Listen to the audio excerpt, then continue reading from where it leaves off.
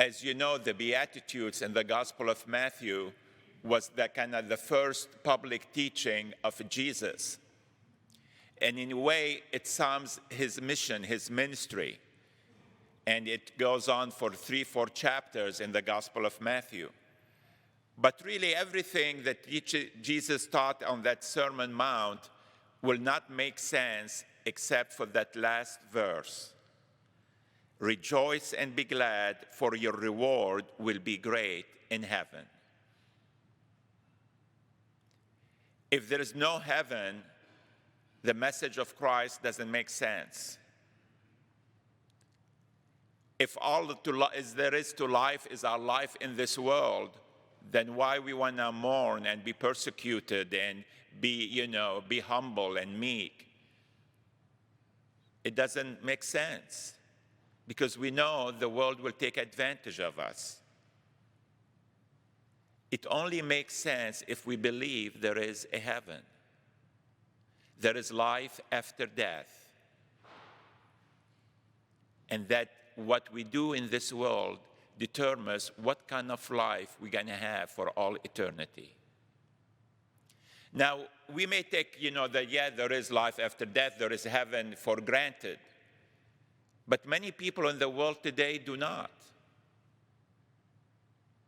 Either they do not or they really never think about it. They're just focused on the here and now.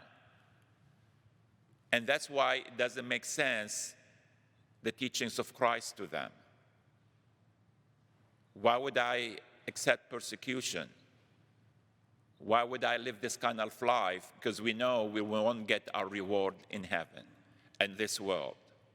But if there is a heaven, that changed our whole outlook, our whole understanding, our whole way of thinking.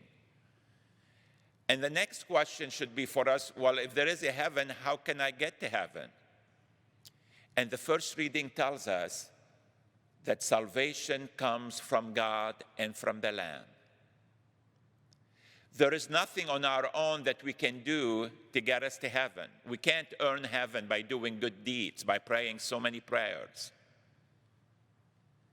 Jesus opened the gates of heaven for those who believe in him. It starts with faith, and that faith that Jesus is the one who can let us into heaven leads us to do good works, leads us to pray. Because prayer is really the way for us to find our way into heaven. As you know, there are so many saints. Some were young, some were old, some were martyrs, some were just theologians or popes.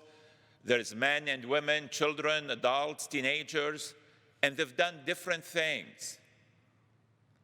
So what can we learn from them? What is that common theme for all of them that can help us to get to heaven? It's basically one simple thing. They did God's will for them. God did not want every person to be a martyr, or every person to be a king, or a theologian, or a missionary, or a religious, or a lay person. God has a plan for each one of us.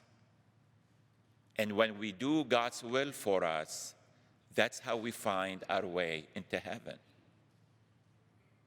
Becoming a saint doesn't mean that we have to be perfect, nor that the saints we believe in were perfect, or they never committed sins except for our Blessed Mother. They're all sinners.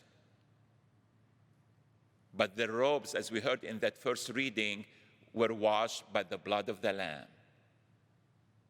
Jesus reconciles us with God and allows us this opportunity to get to heaven. But we have to find what God wants us to do and not just do our own thing, no matter how good it is.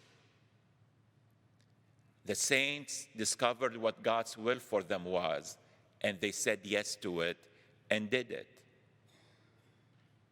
That's all we have to do. And to know God's will, we have to pray. We have to spend time with God. We have to listen to God, not just spend our prayers telling God what God should do for us. We should be asking him the question, what do you want me to do for you? And God will answer that question, will answer that prayer always.